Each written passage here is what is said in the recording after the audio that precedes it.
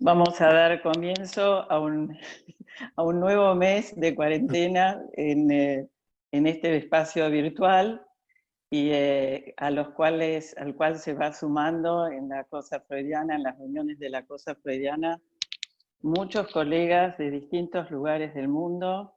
Es un placer realmente.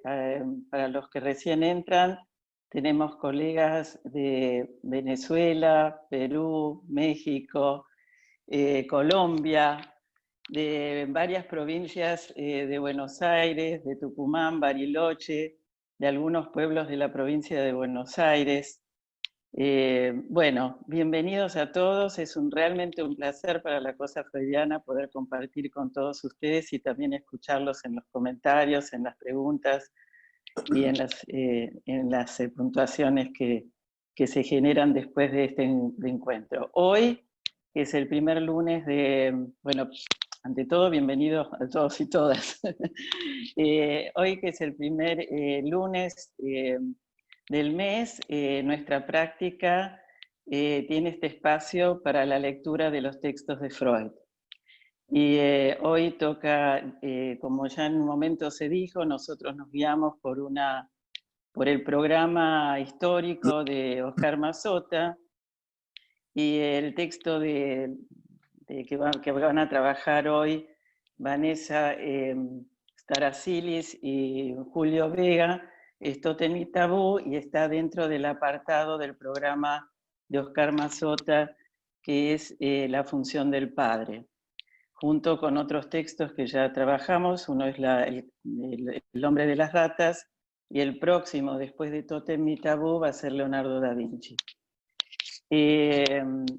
Bueno, le damos ahora la palabra a Julio y a Vanessa, y después de las intervenciones de ellos, como siempre, vamos a dar espacio para las preguntas o los comentarios. Y nuevamente, algunos todavía quizás no sepan bien cómo es el de levantar la mano. Depende del dispositivo de cada uno. El que tiene un iPad lo puede tener en el zócalo, en la parte de arriba del iPad, en 3 puntitos, y en los 3 puntitos hay una función que se llama levantar la mano. En los otros dispositivos también está levantar la mano, y a medida que van levantando la mano, eso se ordena automáticamente y yo les voy dando después la palabra. Bueno, muchas gracias y que tengamos una linda reunión. Y gracias a Julio y a Vanessa. Bueno, con Vanessa lo que veníamos charlando es que, bueno, este libro, que es un libro de 1913, que está lleno de información y articulaciones, nos pareció bien pensarlo como una construcción que hace Freud, ¿no? Bueno, al haber tantas cuestiones en este libro, la idea es, bueno, ahora yo voy a presentar un pequeñísimo resumen de la primera parte, con la idea de familiarizarnos con algunos conceptos y poder abordar el capítulo 4 que Freud introduce en este capítulo, la cuestión del padre, vía su asesinato, que creo que es lo que más nos convoca, es lo que creemos. Bueno, les leo el resumen de lo que sería la primera parte.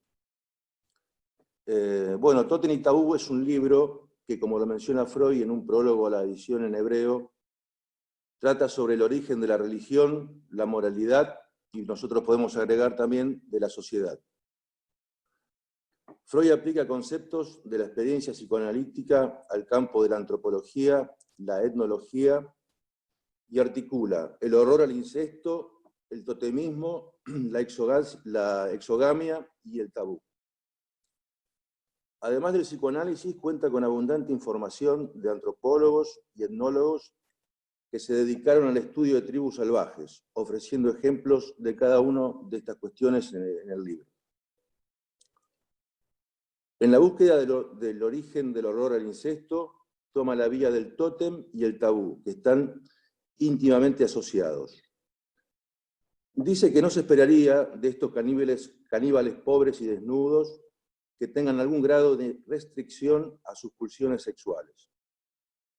Sin embargo, nos enteramos, dice Freud, que se han fijado el mayor cuidado y la severidad más penosa para evitar relaciones incestuosas, y en lugar de las instituciones religiosas o sociales, lo que se encuentra es el sistema del totemismo. El tótem es un antepasado de la estirpe, generalmente un animal hacia el cual tienen la obligación de no matar y abstenerse de comer su carne, salvo en ocasiones especiales en las cuales participan todos los miembros. Respecto del tótem, este relega a un segundo plano el parentesco de sangre, esto es muy importante, o sea, lo que hay es la familia totémica. Por ejemplo, algo que toma Freud del sistema clasificatorio de Morgan, dice así: esto significa, a ver, un minuto, sí, esto significa que un hombre llama padre no solo a quien lo engendró, sino a cualquier otro hombre que, de acuerdo con los estatutos tribales, habría podido casarse con su madre y de ese modo ser su padre. Y llama madre a cualquier mujer, no solo a la que lo dio a luz, sino a todas las que sin violar las leyes tribales podrían haberlo sido. Llama hermano y hermana no solo a los hijos de sus verdaderos padres, sino a los hijos de todas las personas nombradas. Esta es una cita del texto. Bueno, respecto del tótem y la familia totémica, en casi todos los lugares donde rige el tótem existe la prohibición del incesto, la que no consiste en ninguna repugnancia de orden natural. O sea, que lo que hay es una conexión íntima entre totemismo y exogamia. Sobre esto dice Freud que el psicoanálisis nos ha enseñado que la primera elección de objeto sexual en el varón es incestuosa. Respecto del tabú, dice que de la palabra tabú ya no poseemos el concepto que ella designa.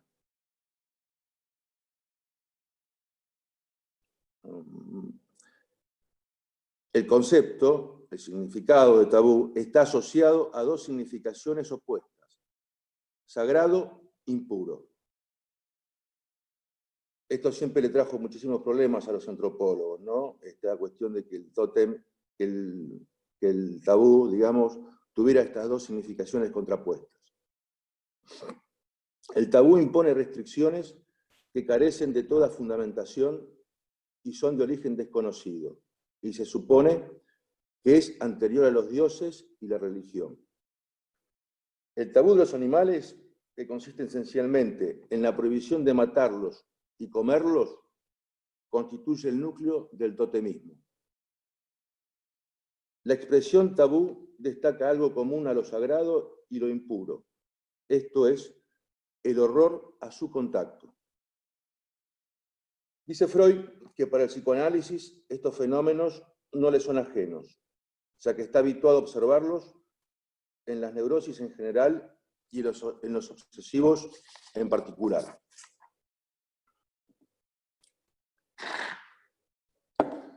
Como en el tabú, la prohibición rectora de las neurosis es la del contacto. ¿Qué dice el psicoanálisis? Al comienzo hay un intenso placer de contacto. Esta es la mecánica, digamos, ¿no? Al comienzo hay un intenso placer de contacto. Luego hay una prohibición desde afuera que no la cancela, la reprime, y sobreviene una fijación. El carácter principal de esta fijación reside en una conducta ambivalente hacia un objeto. Esta cuestión de la ambivalencia es absolutamente clave en todo el texto. bueno, decía, reside en una conducta ambivalente hacia un objeto. Quiere realizar el contacto y al mismo tiempo aborrece de ella. La prohibición es expresa y consciente. El placer de contacto que perdura es inconsciente.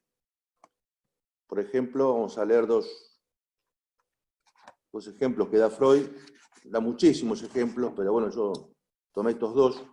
Por ejemplo, un jefe maorí no atizará el fuego con su soplo, pues su santificado aliento comunicaría su fuerza al fuego, este a la olla que está sobre el fuego, la olla al alimento que en ella se cocina, el alimento a la persona que lo comiera, y así moriría sin remedio la persona que comiera el alimento que se cocinó en la olla que estaba en el fuego que avivó el jefe con su soplo sagrado y peligroso. Después otro ejemplo que es genial, de una paciente que, bueno, como siempre, Freud, audaz y muy fino en sus interpretaciones. Es un ejemplo muy cortito. Dice, la paciente pedía que le dejaran de la casa un objeto de uso doméstico que su marido había comprado. De lo contrario, se le volvería imposible el lugar en que habitaba. En efecto, se ha enterado de que ese objeto se adquirió en una tienda situada, digamos, por ejemplo, en la calle Hirsch. Pero Hirsch es hoy el nombre de una amiga que vive en una ciudad lejana y a quien ella conoció en su juventud por su nombre de soltera. Esta amiga es hoy para ella imposible. No la soporta, digamos. Es imposible, tabú. Y el objeto comprado en Viena es tan tabú como la amiga misma, con quien no quiere entrar en contacto. Es genial. Bueno, entonces articula esto con el tabú. ¿Qué sería? En lo inconsciente, nada les gustaría más que violarlas, pero al mismo tiempo temen hacerlo. Por ejemplo, el tabú de no matar al animal totémico y evitar el comercio sexual con los miembros del sexo contrario del clan totémico. Entonces el fundamento del tabú es un obrar, esto ya digamos desde el aporte del psicoanálisis, ¿no es cierto? El fundamento del tabú es un obrar prohibido para el que hay una intensa inclinación en lo inconsciente. El tabú sería un síntoma del conflicto ambivalente. La fuerza mágica atribuida al tabú se reduce a su poder de inducir al hombre en tentación. Esto es un resumen, este pequeño párrafo es un resumen extraído de un comentario de Mazota. La fuerza mágica atribuida al tabú se reduce a su poder de inducir al hombre en tentación. Se comporta como un contagio, porque el ejemplo es siempre contagioso y porque el deseo prohibido se desliza en el inconsciente de objeto en objeto.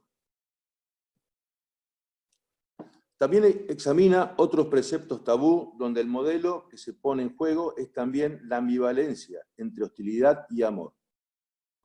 Vuelvo a señalar que, bueno, que el concepto de ambivalencia es clave en todo el libro. Respecto de los reproches obsesivos, a partir de la muerte de un ser amado, dice Freud que no es que el doliente fuera de hecho culpable o incurriera en el descuido que el reproche obsesivo asevera. Empero, dentro de él estaba presente algo, un deseo inconsciente para él mismo, al que no le descontentaba la muerte, y la habría producido de haber estado en su poder hacerlo. Y ahora, tras la muerte de la persona amada, el reproche reacciona contra ese deseo inconsciente. Dice Freud, es el ejemplo clásico, el arquetipo de la ambivalencia. Voy a tomar un mate porque tengo la boca seca. En el caso de los primitivos, dice Freud, esta hostilidad tiene un destino diferente. Se defienden de ella desplazándola sobre el objeto de la hostilidad. Freud llama a este proceso proyección, siendo este el origen del temor al rencor de los espíritus y miedo a ser castigado por los demonios. Bueno, este es el mecanismo de la proyección. Ahora bien, Freud más adelante dice algo muy interesante sobre la proyección, en el sentido de que no ha sido creada para la defensa. Sobreviene también donde no hay conflicto alguno. Bueno, voy a leer este párrafo sobre la proyección, donde no habría conflicto alguno, porque la verdad que me parece interesantísimo, y bueno, lo voy a leer. Acá está. Ahora bien, la proyección no ha sido creada para la defensa. Sobreviene también donde no hay conflicto alguno.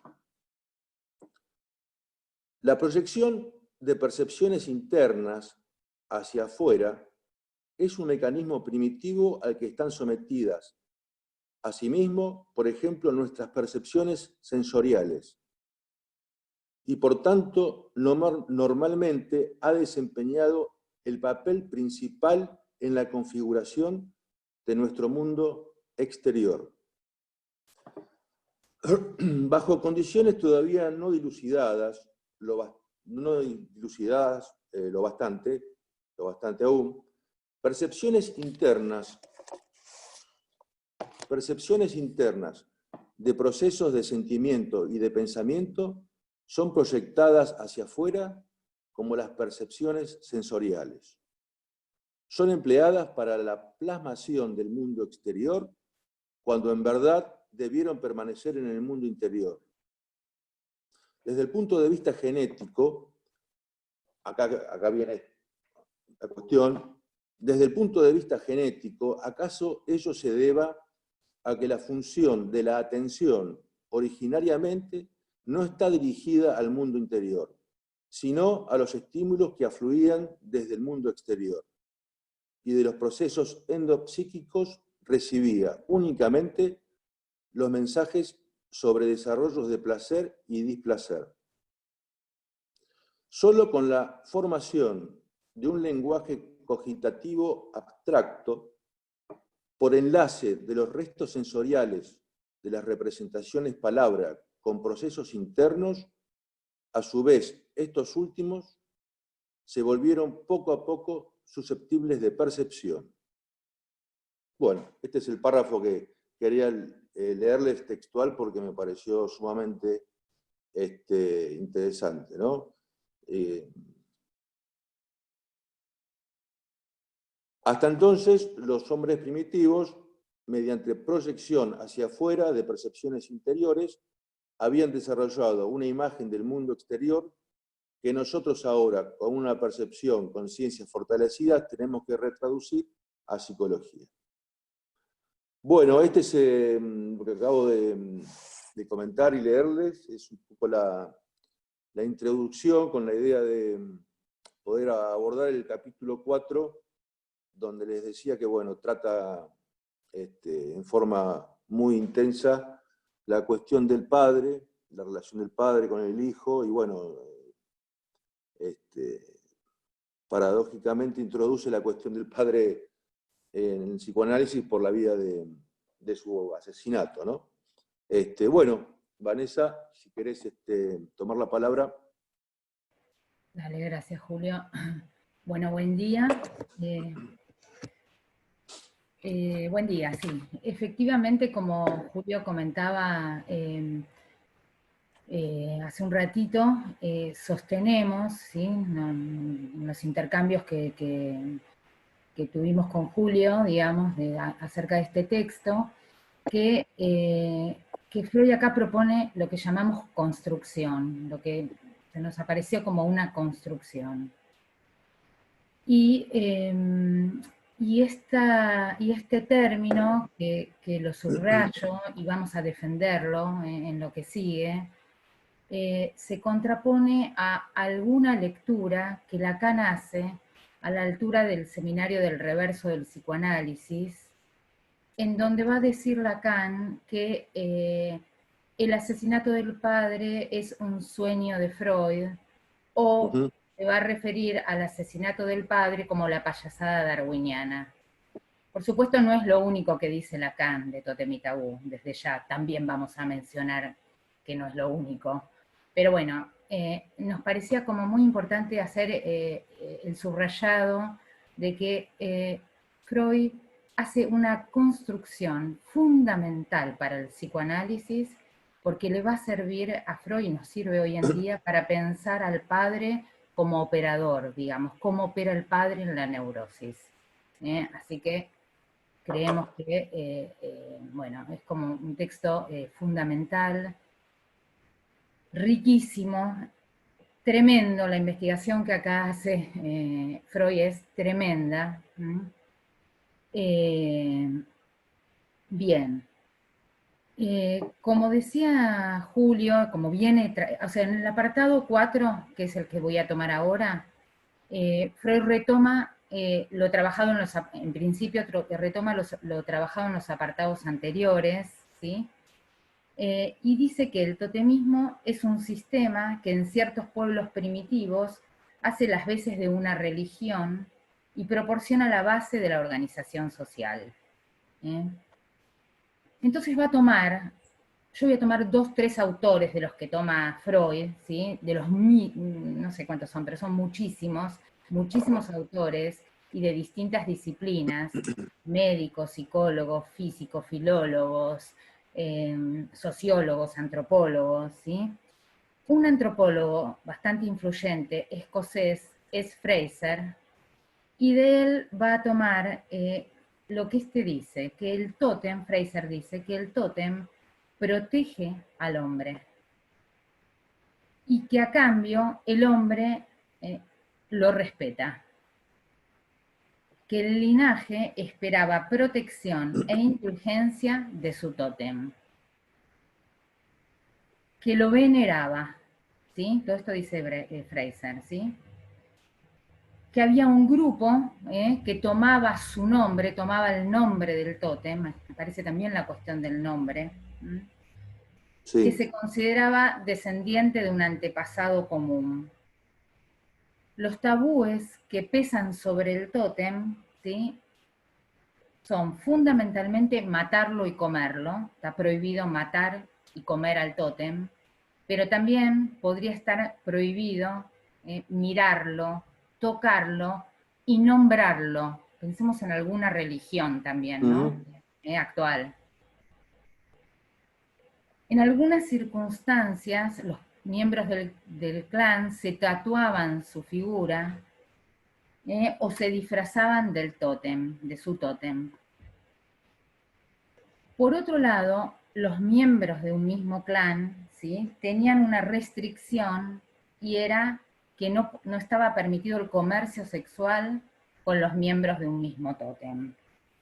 Aquí aparece entonces la cuestión de la exogamia enlazada al tótem, que en este apartado toma mucha fuerza, en donde Freud se pregunta, y va tomando distintos autores, ¿qué fue más antiguo? ¿Sí? Si la exogamia o el totemismo, si hay una relación entre la exogamia y el totemismo, para concluir, ¿sí?, que el totemismo produce la exogamia. Bien, o sea que el totemismo es más antiguo que la exogamia. Luego toma a un tal Gunt, que es un psicólogo experimental, que dice cosas similares a las que propone Fraser, pero agrega 2 cuestiones que me parecen importantes, y es que se consideraba al tótem como un padre ancestral, ¿sí? Y que además de que por supuesto no se lo podía matar y no se lo podía comer, pero que había un significativo fenómeno contrario, y es que en determinadas circunstancias se producía una suerte de goce ceremonial de su carne. Bien.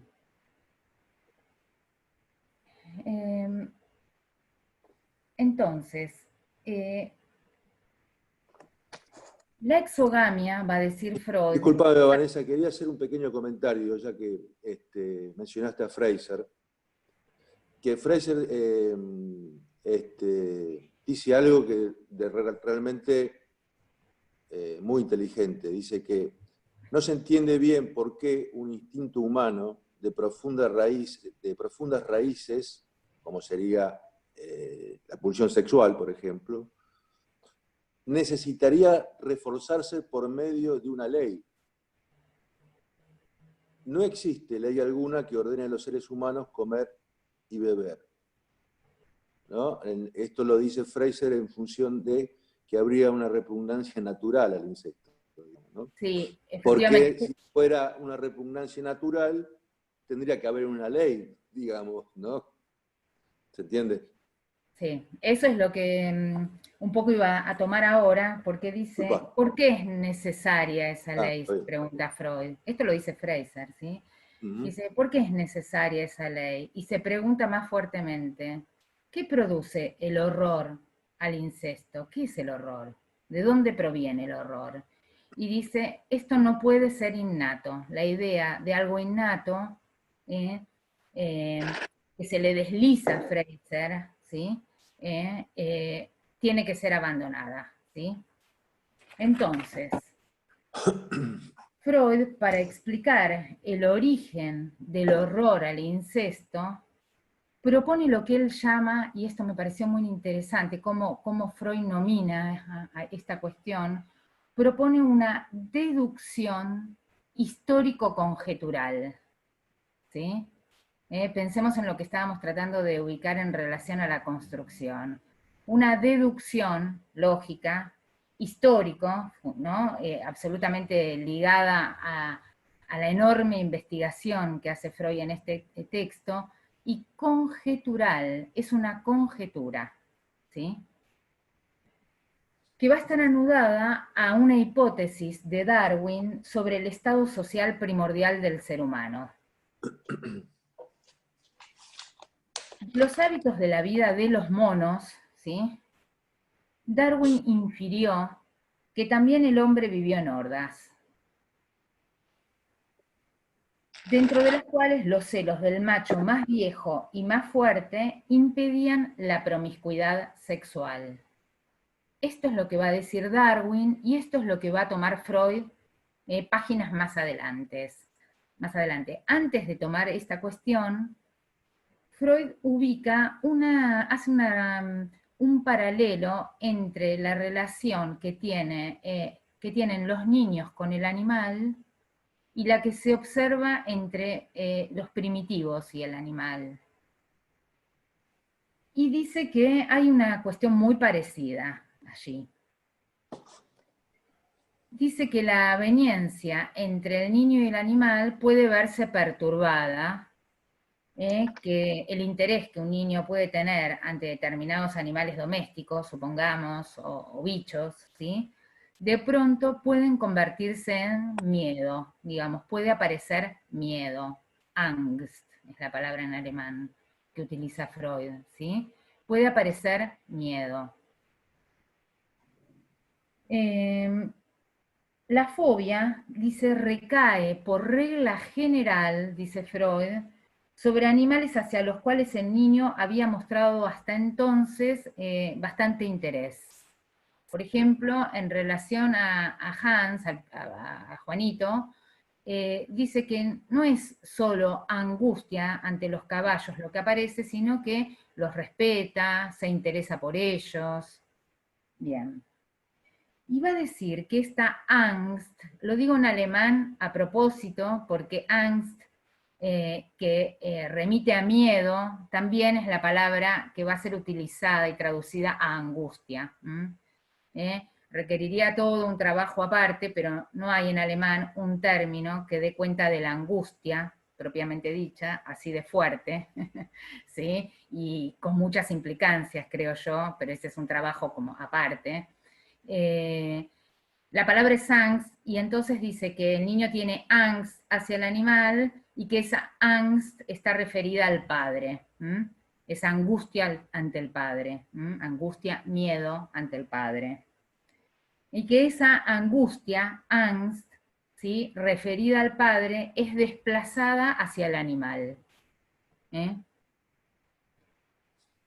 Entonces dice que en las fobias, en las zoofobias, también hay una ambivalencia que corresponde al complejo paterno, y es que el miedo tiene que ver con la cuestión más hostil y el interés tiene que ver con la cuestión más amorosa.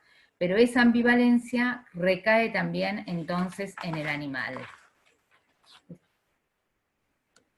Bien. Bueno, Freud habla de una plena identificación con el animal totémico y dice que a partir de esta lectura que hace de lo que le sucede a los niños con los animales, donde el miedo hacia a los animales, ¿sí?, está referido o está desplazado el miedo al padre, se autoriza a decir que se puede reemplazar, se permite reemplazar el animal totémico por el padre. A partir de esta cuestión, que en realidad ya, como antes les decía, Wundt ya lo había insinuado, ¿sí? Pero aquí, desde una perspectiva psicoanalítica, Freud dice, vamos a reemplazar, ¿sí?, al animal totémico por el padre. Si el animal totémico es el padre, los dos preceptos tabú del totemismo, no matarás y no entrarás en comercio sexual con los miembros de un mismo tótem, coincide, dice Freud, con los crímenes del Edipo. ¿Sí? Con los deseos primordiales del niño, matar al padre y acostarse con la madre. O sea, lo prohibido en el totemismo como religión coincide con los deseos edípicos. Entonces sería verosímil, subrayo, verosímil, dice Freud, que el sistema totemista, resultó de las condiciones del complejo de Edipo. ¿Sí? Bien. Pasa ahora en este texto a trabajar con otro autor, que va a ser un autor importante, luego lo voy a retomar en otra cuestión, que se llama Robertson Smith, que es filólogo, físico, y él agrega un rasgo particular, una cuestión particular que aparece en el totemismo, y es el banquete totémico. Bueno, este Robertson Smith estudia a los semitas, siglo V después de Cristo, en donde dice que ofrecen a Dios un sacrificio, ¿sí? Hacen un sacrificio y que el sacrificio, que obviamente se articula un ceremonial, ¿sí?, ya viene de la época totemista. Esto lo sostiene este Robertson Smith. Este sacrificio, antiguamente, este sacrificio que hoy tenemos en muchas religiones, por ejemplo, en la ofrenda de flores, comida, ¿sí?, en algunas fiestas, acá hay gente de Brasil, y se me vino a la cabeza la del 2 de febrero, creo, ¿no?, Iemanjá. Bueno, pero las más antiguas tenían que ver con animales, ¿sí? Y la particularidad era que cada uno de los participantes recibía una porción en el banquete. Y la otra particularidad que subrayo es que sacrificio y festividad coincidían en todos los pueblos, ¿sí? Bueno, la otra cuestión es que, ¿qué animal se sacrificaba? Nos dice Robertson Smith que el animal prohibido, se sacrificaban diversos animales, pero el animal prohibido solo era legítimo de sacrificar cuando todo el linaje asumía la responsabilidad de la matanza de ese animal, ¿no? Bien. Entonces, En el punto 5, yo oriento donde estoy, en el punto 5 del apartado 4 de Amorortu, Freud, después de trabajar todas estas cuestiones, por las que fuimos rápido, ¿sí? Dice que, bueno, ya tenemos ubicado que el animal totémico es el sustituto del padre. Y que esto explica que esté prohibido matarlo, ¿sí?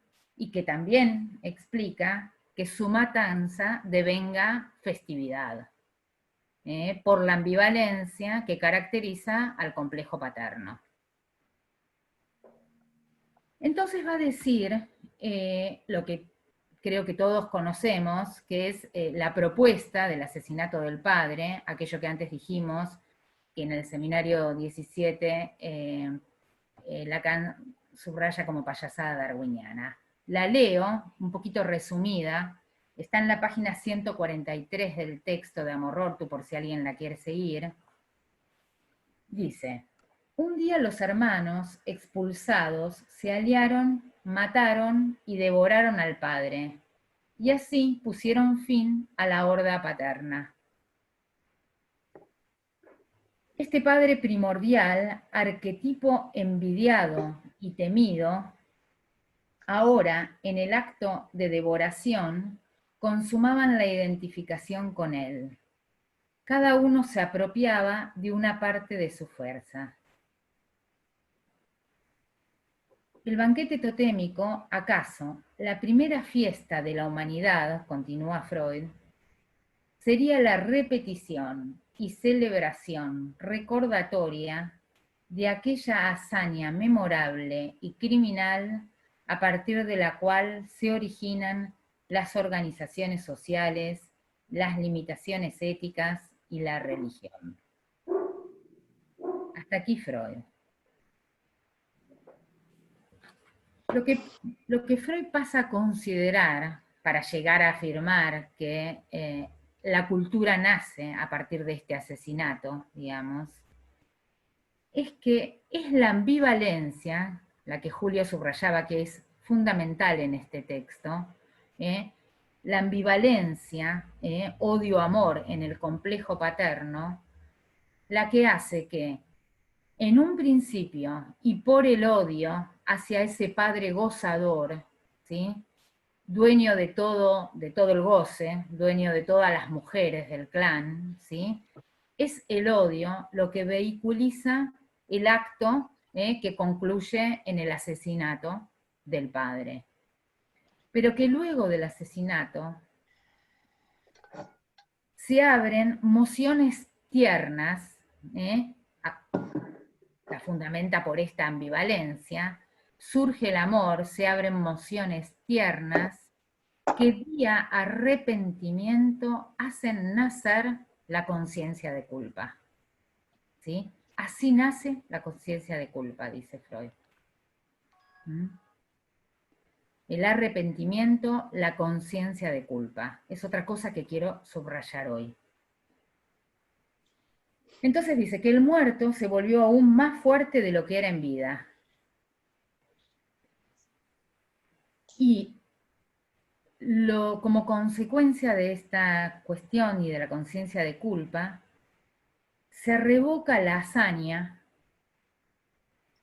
declarando no permitido la matanza del tótem y reivindicando la prohibición del goce de las mujeres, ¿sí? O sea, que una vez asesinado el padre vía conciencia de culpa, lo que aparece es que la hazaña del asesinato del padre se revoca y surge de esto la prohibición de matar al tótem, se respeta al tótem, que es el sustituto del padre, aparece el tabú de matar al tótem y el tabú de gozar de las mujeres de un mismo clan, nacimiento de la exogamia. Desde la conciencia de culpa, subrayo, ¿sí? Lo dice Freud en la página 145, esto, desde la conciencia de culpa, surgen los dos tabúes fundamentales del totemismo, que coinciden con los dos deseos reprimidos del complejo de Edipo. Prohibido matar al padre, prohibido acostarse con la madre o mujeres del mismo clan, ¿no?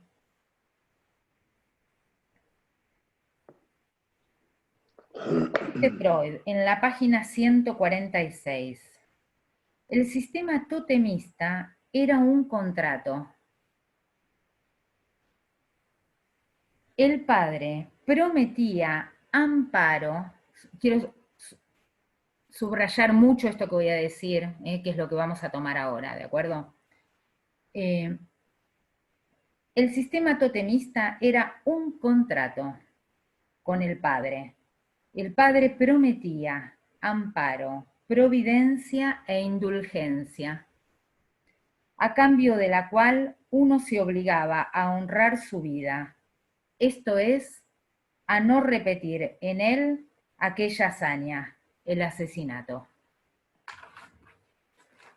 ¿Ok? Bien. Bueno, surge así la religión totemista, dice, que se origina en la conciencia de culpa. Y que lo que estaba en juego era apaciguar al padre, entonces, mediante la obediencia de efecto retardado, dice Freud. Esto es lo que va a estar en la base de toda religión. Entonces tenemos al Edipo, ¿sí? Para retomar lo que fuimos diciendo, al Edipo, el subrayado del Edipo en relación a el deseo incestuoso, matar al padre, acostarse con la madre, lo que va a dar origen al totemismo, y el totemismo a la religión. La sociedad entera descansa en la culpa, dice Freud. En la culpa compartida por este crimen. ¿Ok? Hay una llamada que me parece muy interesante en la página 144, es la llamada 50, una nota al pie, larguísima. Voy a leer los dos últimos renglones nada más.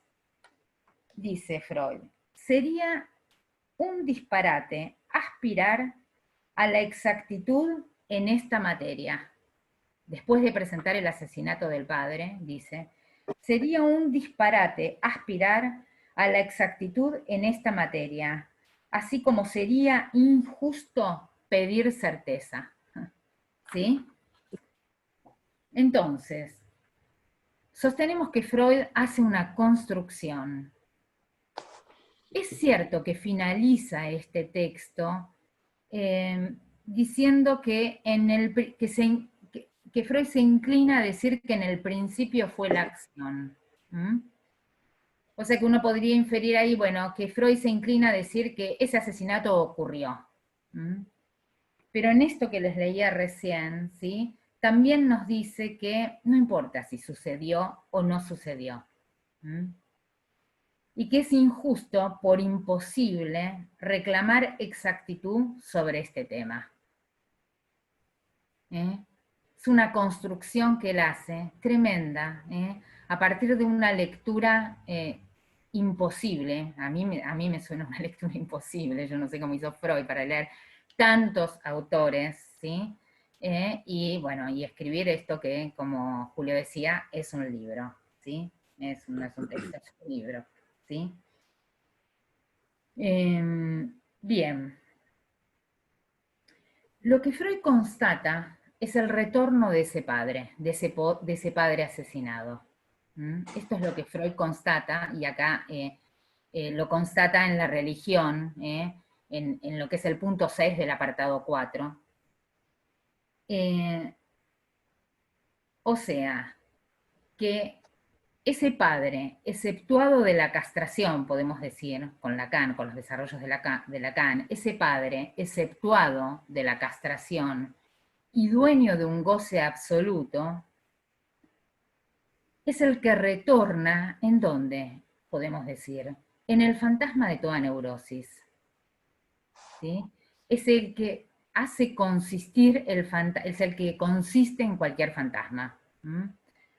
Bajo dos versiones, diría, que respetan la ambivalencia que aquí plantea Freud, amor-odio, y esas dos versiones son la rivalidad o el sometimiento. ¿Sí? La rivalidad o el sometimiento es lo que Freud trabaja en este último punto del apartado 4. ¿Mm? El banquete totémico, dice Freud en ese apartado, retorna como sacrificio. Y ahora quiero subrayar esa palabra, sacrificio. La culpa, sacrificio y culpa en realidad, ¿no? Que es lo que voy a tomar ahora. La culpa produce una elevación del Padre a Dios, ¿sí? La pregunta que él se hace acá en este apartado es, ¿cómo llegamos a Dios en la religión? ¿Sí? Bueno, este sustituto paterno, el tótem, se va elevando cada vez más mal también, ¿sí? Valga el fallido. Oh, está bárbaro. La culpa produce una elevación de Dios y lleva a lo que acá llama la añoranza del Padre. Bien. Está muy bien el fallido, porque lo que está en juego es el mal. Sí, claro. Bueno. En la página 151, me parece que dice algo en donde es tan claro que a Freud el asesinato del padre le sirve para pensar desde todo el desarrollo que él hace por varios autores, como dijimos recién, de distintas disciplinas, y también desde lo que le presenta su propia clínica, ¿sí? Le sirve para pensar este padre de la horda asesinado y el retorno de ese padre como una cuestión estructural, ¿sí?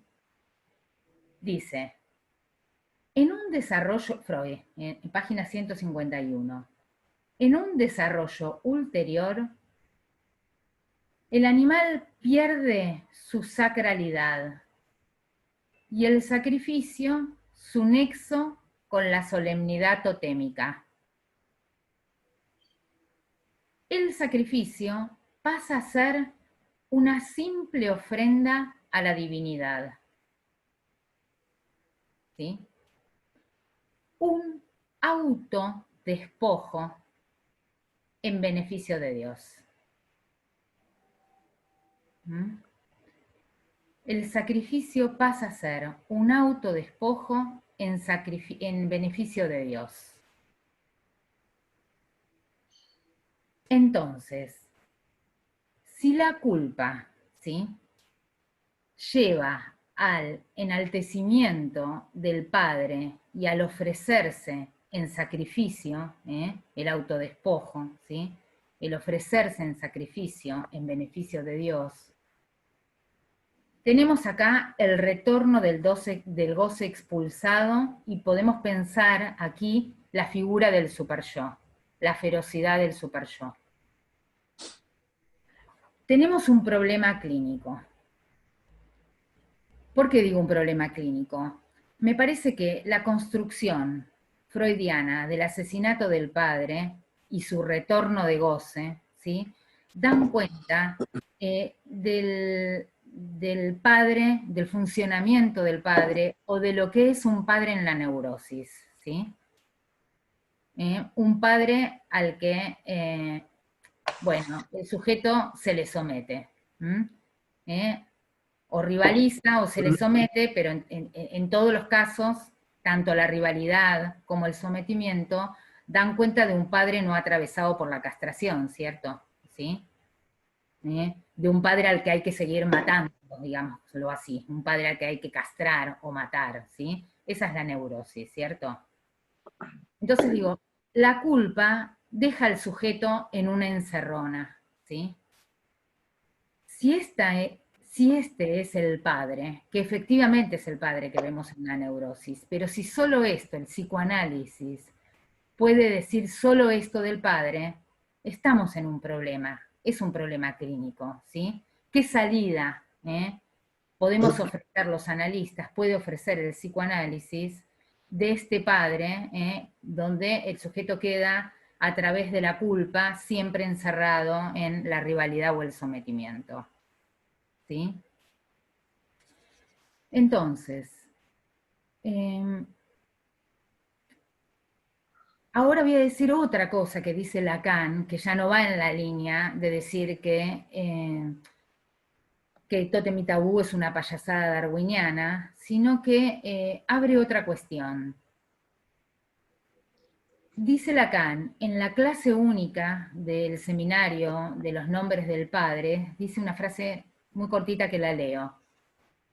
Dice, se trata de trazar el clivaje de un camino que vaya más allá, infinitamente más lejos, estructuralmente más lejos, que el límite que él, Freud, ha establecido bajo la forma del mito del asesinato de la horda. Entonces lo que está diciendo acá Lacan no es que ese mito no opera en la estructura de la neurosis, sino que es necesario ir más lejos, ¿sí? Que es el límite que propone Freud con el asesinato del padre. Si el asesinato del padre deja al sujeto en la culpa eterna, ¿no? La culpa lleva a más culpa, ¿sí? Conversábamos con Julio, ¿sí? La culpa no se apacigua. Esto es absolutamente clínico. Cuando aparece la culpa deja al sujeto en una encerrona, no se apacigua con ningún sacrificio apacigua la culpa. ¿Por qué? Porque la culpa vuelve a aparecer para nombrar, según Freud, para recordar el asesinato. Entonces, decimos, si el sujeto queda preso entonces de la añoranza del padre, como dice Freud, y del sacrificio, ¿qué salida? ¿Qué salida para eso podemos proponer? ¿Qué otra versión del padre que esta? En el seminario de la angustia, Lacan vuelve a trabajar la cuestión del asesinato del padre, pero ahora no desde el mito de Tótem y Tabú, sino desde un relato bíblico, que es el sacrificio de Isaac. Ustedes saben, y si no lo digo muy rápido, que Dios le pide un sacrificio a Abraham, y el sacrificio que le pide es nada más y nada menos que sacrifique a su hijo, Isaac, que es el hijo del amor, el hijo que Abraham tiene con Sara. Bueno, hay mucho escrito sobre el sacrificio de Isaac, sumamente interesante, ¿no? Tomado muchísimo por la filosofía. Abraham se dispone a ese sacrificio, a sacrificar a su hijo por amor a Dios. Y cuando llega al monte y coloca a Isaac en un altar, a punto de sacrificar a Isaac, ofreciéndoselo a Dios, aparece un carnero que pasa por ahí, y el carnero viene a reemplazar, viene a frenar, mejor dicho, borro reemplazar por lo que voy a decir, viene a frenar la mano de Abraham, ¿sí? Que estaba por matar a su hijo, y se termina sacrificando al carnero, este es el relato bíblico, ¿no? Todo esto que digo, se termina sacrificando al carnero en lugar de al hijo. Ese carnero, ¿sí? Tiene un cuerno, ¿sí? Y ese cuerno se ha convertido en la religión judía en lo que se conoce como el shofar, que es un instrumento musical, un instrumento de viento, que no se toca en la sinagoga en cualquier momento, de ninguna manera. Se toca en momentos muy especiales, por ejemplo el Día del Perdón, ¿sí? Ese shofar, ¿sí? Vuelvo atrás, lo menciona Lacan en esa clase del seminario de la angustia, y menciona a quien trabaja muchísimo en este texto, a ver si se va a ver, ¿sí? Que es el ritual de Theodor Reik, que es un discípulo de Freud. Freud va a trabajar, Theodor Reik va a hacer un trabajo sobre los ritos religiosos. En el año, esto está publicado en el año 1919, Tótem y Tabú es de 1913, en absoluta sintonía con Tótem y Tabú, a quien no deja de mencionar, Freud discípulo Reik, discípulo de Freud. Este texto está prologado por Freud, o sea que Freud lo leyó, acá está el prólogo de Freud, ¿sí? En donde, si puedo acercar el libro se llama El Ritual, Estudio Psicoanalítico de los Ritos Religiosos, Theodor Reik, Prefacio Sigmund Freud. Ahí lo acerqué, ¿sí? Bien. Entonces, ¿qué dice Theodor Reik de ese shofar que queda como resto del sacrificio que reemplaza el sacrificio de Isaac? Dice que ese shofar parece un bramido de un toro y que le recuerda el bramido del padre ante el asesinato, que es la voz del padre. Esto dice Theodor Reik. Y que reemplaza al hijo, dice Theodor Reik. ¿Qué dice Lacan? Toma Theodor Reik y dice que el shofar, ¿sí?, es la voz del padre, pero que no reemplaza al hijo, que el shofar está reemplazando al padre del goce, está sustituyendo al padre del goce. Lo que se sacrifica en reemplazo del sacrificio del hijo, dice Lacan, es al padre del goce.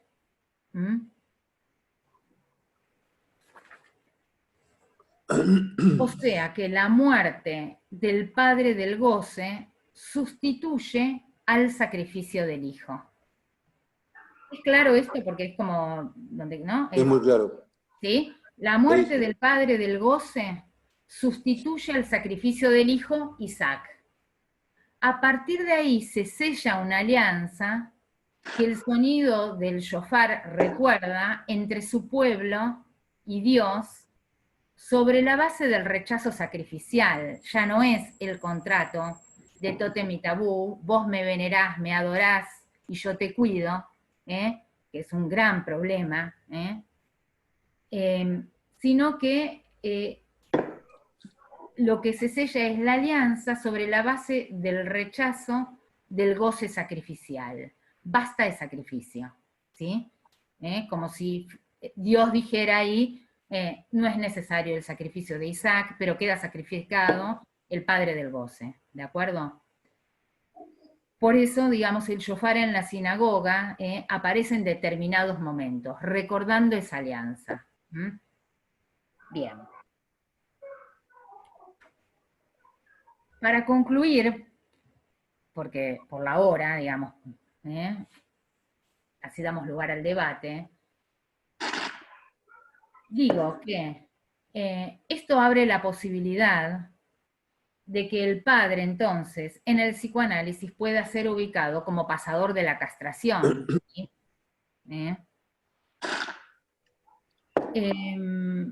Y el pacto que va a venir acá con el shofar, el pacto que se sella con este mito bíblico, con este relato bíblico en realidad, es que el lugar del goce no es ocupado por nadie. Ya no es ocupado por nadie.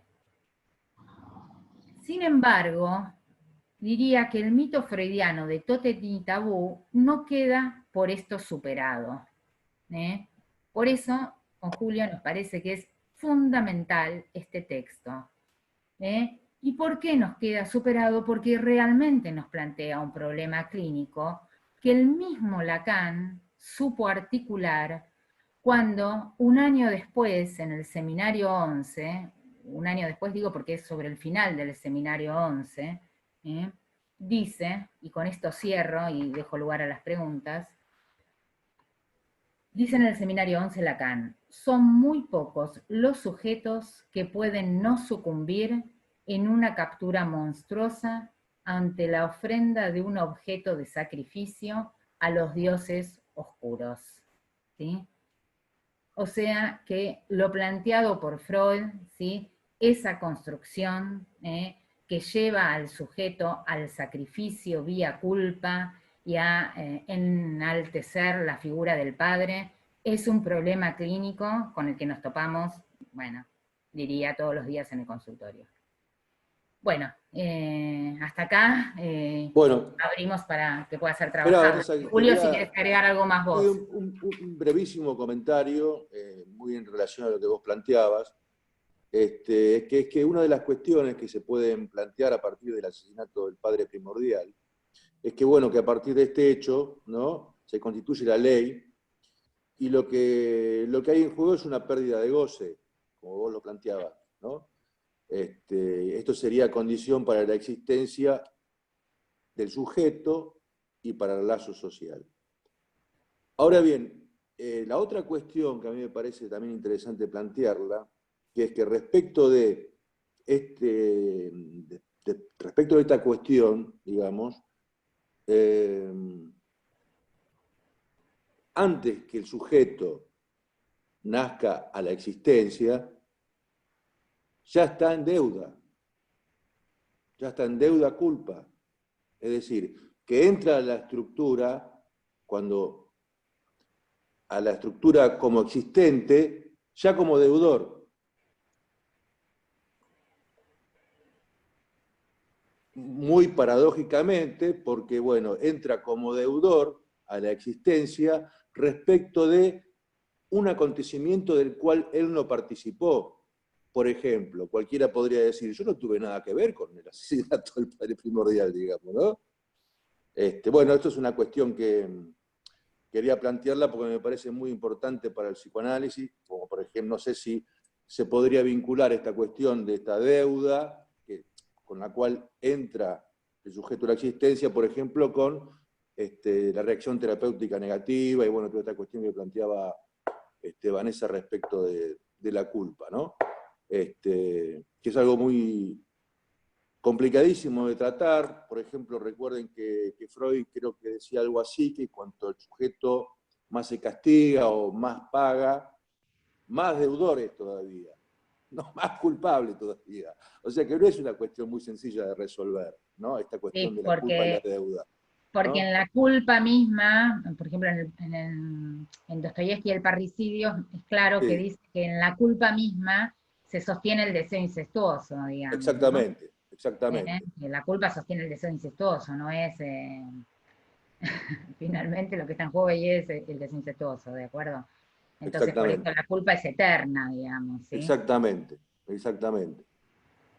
Bueno, abrimos el espacio para el debate, si les parece. Bueno, mientras que esperamos que vayan levantando la mano, quería agregar una cuestión que por ahí ayuda a pensar esto último que dijiste, Julio, y que es muy controvertido e interesante en toda la obra de Freud, que así como para la palabra angustia no hay un término que defina en el alemán la angustia que podemos diferenciar en castellano y también en inglés, para la palabra culpa, en alemán, la palabra culpa, Schuld, es deuda y es culpa. Ah, Exactamente, genial. exactamente. Esto me parece que es muy importante porque, bueno, en toda, digamos, si en la neurosis, digamos, esto que decía Vanessa, la única o posibilidad es quedar encerrado en esa constante culpa, me parece que se articula con lo que vos dijiste, Julio,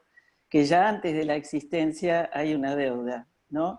Y el psicoanálisis, en todo caso, la dirección de la cura, sería poder construir ahí algo, una deuda en relación a la existencia, algo así. Claro, Bueno, aparte, otra cuestión, digamos, sí. no, es una deuda muy especial, porque, por ejemplo, las deudas de dinero se arreglan muy fácilmente. Yo debo 100 pesos, pago 100 pesos y terminó el problema. No se trata de eso, que sería muy fácil, digamos, ¿no? No es una cuestión económica, digamos, de dinero. Exactamente. Sí. Bueno, damos lugar entonces a las preguntas. Yo no tengo posibilidad de levantar la mano. Está bien. No sé si puedo hacer un Doy comentario. después porque la primera que levantó la mano fue Patricia, y después entonces Mariela, ¿sí? Después de Patricia. Bueno, Hay gracias. muchas manos levantadas, así que lo que les pido es que por ahí sean breves, si pueden. Voy a ser breve porque la verdad que es, quiero dejar que los demás, simplemente para abrir un poco el debate, ¿no?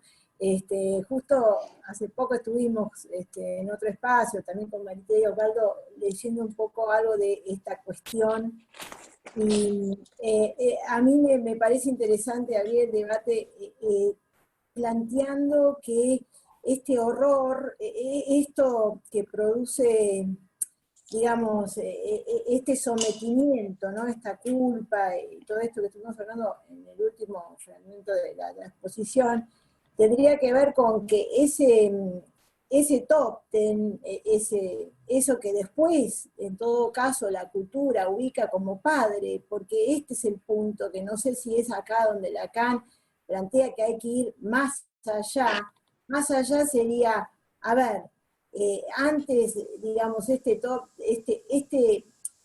ser que hubiese vivido, ¿no? Porque esto es algo mitológico, es una construcción, tendría que ver con algo por fuera del lenguaje o de la cultura. Entonces, como en realidad, después del asesinato del padre, surge la cultura, el lenguaje, toda esta construcción.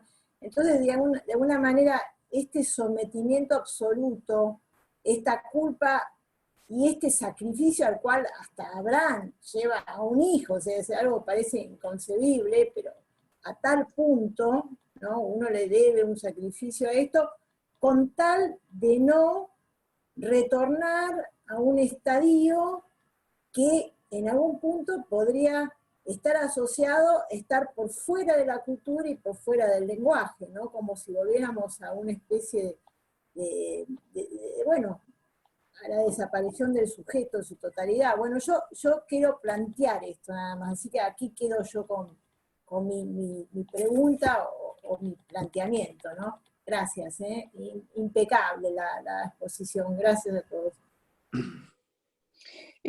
Julio y Vanessa, ¿les parece que hagamos una serie de preguntas? Porque son muchos los que quieren intervenir y, ¿sí? Desde ya. Bueno, entonces estaría Mariela, después de Mariela, Claudia Suárez y después Gustavo. Bueno, me pareció excelente el recorrido, la verdad que les agradezco. Me parece que da para mucho, daría para una reunión comentar.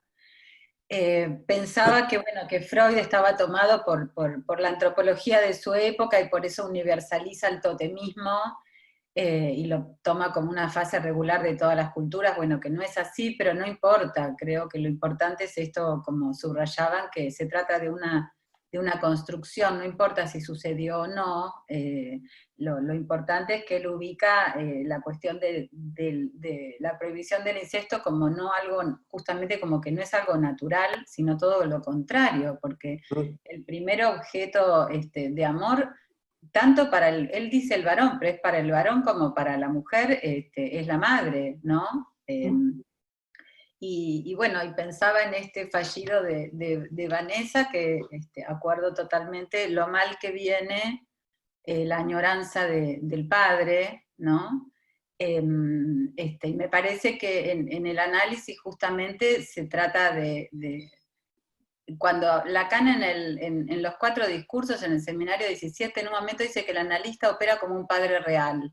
Me parece que ahí se refiere a la posibilidad de ir más allá de este padre imaginario y transmitir lo imposible, ¿no? Transmitir el no todo, lo imposible, creo que eso es lo que puede hacer el psicoanálisis con esto. Bueno, y hay todo un tema respecto del trabajo de la voz del padre y la identificación primaria, que me parece súper interesante, pero bueno, no da para comentar porque nos quedan 7 minutos o algo así. Así que me callo. Sí, hay Carmen Evia pidió hacer, digamos, una pregunta, pero no sabe cómo levantar la mano, así que Carmen, te doy la palabra. ¿Estás, Carmen? Sí, en un momento Vanessa comenta algo que dice Lacan, medio corrigiendo o agregándole algo a Freud, y lo menciona como él. En ese mencionarlo como él, ¿no lo está poniendo en lugar de padre?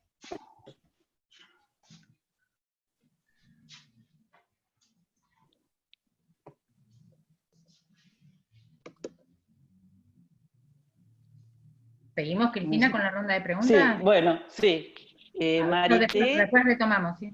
Está bien. Marité, Claudia Suárez y Gustavo Ceresevsky. Marité. Muy poquito, muy cortito, digamos. Yo pensaba esta cuestión de la deuda y de la culpa, como que hay un deslizamiento, ¿no? Recién Vanessa ubicaba. Y la otra cuestión que me sonó es el tema del sueño de Freud, que si se trata de un sueño hay un núcleo de verdad, y hay todo sueño tiene su ombligo, su relación con lo real, ¿no? Hay una cuestión allí entonces como si la culpa ubicara una dimensión, digamos, en exceso imaginaria que pudiera velar la condición pasadora de la función del padre, ¿no? Por eso Lacan después de la angustia va al seminario de los nombres del padre, que después quedan inconclusos por la excomunión, pero justamente creo que la potencia es abrir esta cuestión de esta función pasadora del padre, ¿no? Y de ubicar de una dimensión imaginaria ligada al asesinato a la función lógica de la castración como lo propio de la existencia humana, ¿no? Que allí está el corazón de lo que el padre tiene que pasar, ¿no? Nada más. Gracias, Marité. Claudia Suárez. Hola, ¿me escuchan? Sí, muy bien. Bueno, muy breve. Yo estoy terminando una tesis de maestría donde el tema es el mito en Lacan en 2 momentos teóricos, que sería el seminario 4 y el seminario 17. Entonces voy a agregar muy cortito. El seminario 17 yo encontré muchas dificultades en la versión en castellano, sobre todo porque se pierden las risas del auditorio y todo el sentido irónico que va poniendo Lacan. Entonces, lo que quiere Lacan es que lleguemos a los 4 discursos, y sobre todo al discurso psicoanalítico, y va haciendo esto de la payasada darwiniana, va diciendo, bueno, ¿cómo es posible que un padre pueda estar con todas las mujeres si nadie se aguanta una? Bueno, hace todas unas ironías que lo que quiere llegar es al padre real. El padre mítico es el padre imaginario. Es el que aparece en los sueños edípicos, que también está en Dora, que también está en el sueño del padre que no sabía que estaba muerto, que trabaja en el seminario 6. Bueno, todo ese tema, yo creo que ustedes lo han desplegado muy bien, está muy bueno. Mi trabajo es muy humilde, porque decir tesis no quiere decir que uno aprenda tanto, pero bueno, les quería hacer ese aporte, que siempre sostiene que en lo central del psicoanálisis está el mito freudiano, abandona el tema de lo imaginario, obviamente, y quiere llegar a la estructura, al discurso, y bueno, y todo lo que tiene que ver con los significantes amos, todo eso que se tiene que extraer, ¿no es cierto? Y bueno, me callo la boca porque si no, lo hago muy largo. Pero les agradezco mucho porque también me ha ayudado mucho escucharlo para todo lo que yo voy estudiando. Gracias. Bueno, muchas gracias, Claudia, por tu intervención, muy interesante. Y viene ahora Gustavo. Sí, ¿qué tal? Bueno, muchas gracias Julio y Vanessa por la puntuación. Me sirvió mucho para entender algo que me venía preguntando y ayer le comentaba a Vanessa y ella no lo mencionó, pero una pregunta que se hace Lacan en la significación del falo, que se las leo textual. Dice, ¿cuál es el nexo del asesinato del padre con el pacto de la ley primordial si está incluido en él que la castración sea el castigo del incesto? ¿No? O sea, la pregunta es ¿cuál es el nexo del asesinato del padre con el pacto de la ley primordial? Y bueno, les agradezco porque me ayudaron a responderla, creo. O sea, no totalmente, pero por lo menos a empezar a pensar cuál es el nexo, ¿no? Porque efectivamente, para Freud el nexo es, como bien dijeron, la culpa y la deuda, ¿no? Que es una deuda moral, ¿no? Entonces, lo que pensé a partir de esto, que la cuestión es cómo transformar esa deuda moral en una deuda simbólica, ¿no?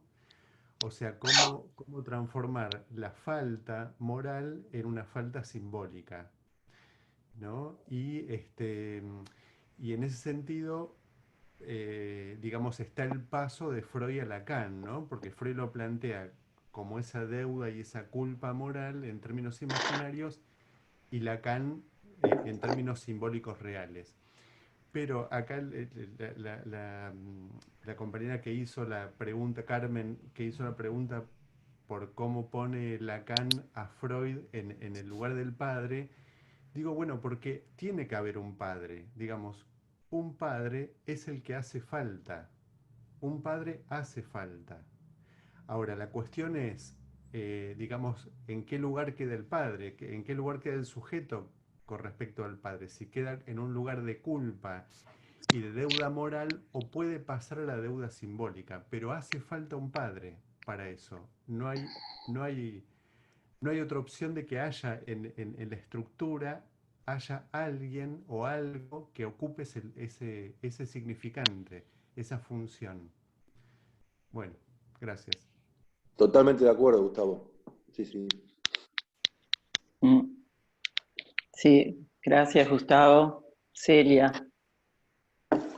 Viene Celia, después Graciela y después daríamos lugar para que Julio y Vanessa puedan hacer sus comentarios sobre las preguntas. Bueno, Julio, Vanessa, un trabajo enorme que abre muchísimo, lo podríamos seguir realmente porque además es un tema que tiene una enorme actualidad y vigencia. Todos sabemos los planteos actuales en relación al patriarcado, al lugar del padre, que tiene, creo que este texto y todo lo que trajeron, bueno, puede abrir cuestiones y poder decir algo respecto a estos planteos que tienen tanta vigencia, ¿no? Incluso Julio estaba recordando, Gustavo, el testimonio que vos trajiste de la pareja trans la otra vez, que también introduce la cuestión del padre de un modo muy singular. Bueno, eso por un lado. Por otro, me preguntaba por qué Freud se ve llevado a escribir este texto, este libro tan impresionante, al que le ha dedicado tanto, porque hizo un recorrido, como ustedes mencionaron, inmenso, y además tiene una originalidad especial, esto que ustedes nombran la construcción, pero la construcción de un mito. Freud construye un mito, el único mito del psicoanálisis, que es el del asesinato del padre, digamos. No sé por qué Lacan lo ubica o se burla en relación a, como, digamos, a la payasada darwiniana, cuando en realidad, digamos, lo que Freud llama su hipótesis, ¿cómo es que lo llama Freud? Su deducción histórico-conjetural, ¿no? Al mito del asesinato del padre que él inventa, él construye. Me preguntaba por qué se ve llevado Freud a esta construcción y no le alcanza, para decirlo así, con la tragedia de Edipo, para dar cuenta de el deseo de muerte del padre y de encuentro sexual con la madre. ¿Qué lo lleva o qué genera eso y que no alcance con lo que uno podría decir la dimensión de la tragedia, de la ficción, ¿no? La ficción verdadera que nos trae la tragedia de Edipo? Y es una pregunta, ¿no? Si intenta introducir algo de otro orden, yo diría real, que el mito introduce ahí algo de la dimensión real imposible, porque me parece que no se trata tanto de pasar de lo imaginario a lo simbólico, sino horadar esos registros con la introducción del mito como algo de lo real imposible ahí desplegado. Esa es una... Y que me parece que habla de cuál es el tratamiento que desde el psicoanálisis podemos hacer de esta cuestión de la culpa, que no es lo mismo que la deuda, pero lo dejo ahí planteado nomás, que no sea la versión religiosa, porque las distintas religiones, algunas de un modo más terrible que otras, justamente intentan hacer algo con esa culpa. Y no pueden eludir, por eso son religiones, algo del costado sacrificial, ¿no? En algunas de un modo más brutal que en otros, ¿no? Donde la inmolación y demás, pero siempre algo de la dimensión sacrificial está. Bueno, hasta ahí por ahora, porque abre millones de cosas. Gracias. Gracias, Celia.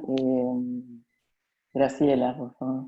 Sí, bueno, realmente un trabajo maravilloso, me quedaría horas, pero bueno, no es posible. Sí, me parece que coincido con lo que plantea Celia, que se trata de un orden de real, lo que se juega acá, en este mito del asesinato, de la incorporación, ¿no? Que como decía Mariela también, apuntó por ahí la identificación primera, en relación a la incorporación de la esencia ausente del cuerpo, vivido inmortal, digamos, después más tarde Lacan lo va a referir a la identificación a lo real del otro real, ¿no? Que nos pone sí en esta vía, lo cual daría una idea de la necesidad de ir no solo por el mito del Edipo, ¿no? A sustentar su teoría, digamos. Y el otro comentario es que me parece que sí, que esta imposibilidad de separar al padre de la castración del padre del goce es la estructura misma de la neurosis, ¿no?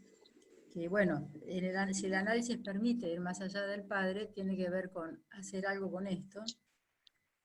Y también quería decir que bueno, esto que hace a la estructura misma de la neurosis, de esto no dispone la psicosis, ¿no? De este problema no dispone la psicosis, está solo, digamos, en relación al padre del goce. Bueno, muchísimas gracias.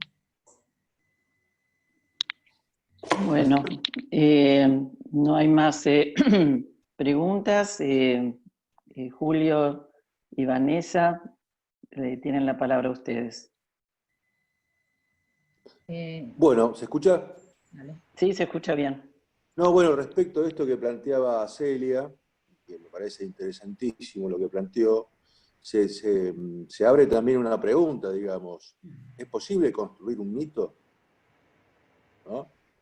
Después la otra cuestión es que efectivamente yo coincido con Celia en que, bueno, el tratamiento, digamos, el tótem y tabú, se orienta así hacia algo real, ¿no? ¿Y por qué no le basta a Freud con la tragedia de Sófocles? Porque yo creo que, bueno, Freud descubre, digamos, que es el complejo de Edipo y utiliza, digamos, el nombre Edipo como para ilustrar, para ponerle un nombre a ese descubrimiento, ¿no? Yo creo que es sencillamente eso. Otra cuestión es el tratamiento que le da a esta cuestión en Totem y Tabú, ¿no? Por ejemplo, uno cuando lee el libro Totem y Tabú, a medida que va avanzando, se da cuenta que, bueno, está cantado que va a haber un asesinato, digamos, ¿no? El mismo texto, el mismo recorrido que va haciendo Freud, lleva inexorablemente al capítulo 4, ¿no? Bueno, eso quería comentar en relación a lo que dijo Celia, que bueno, me parece muy interesante lo que plantea. Bueno, Vanessa, sí. Sí. Bueno, muchísimas gracias por la participación y las preguntas que siempre enriquecen, me dejan pensando. Tomo algunas, en realidad, o junté todas, ya no sé, digamos, ¿sí? Me parece que me parece muy importante, Claudia, vos te planteabas la cuestión de la tesis y que Lacan irónicamente habla de la payasada o del sueño de Freud. Sí, es claro en el texto que es una ironía, igual se advierte, me parece que es una ironía, pero hay que tener cuidado con esa ironía, digamos, porque me parece que a veces el tótem y tabú, el asesinato del padre, digamos, por los analistas, ya no por Lacan, digamos, puede caer en ese lugar en donde, bueno, ¿qué es esto? ¿Sí? ¿Qué payasada? No, ninguna payasada.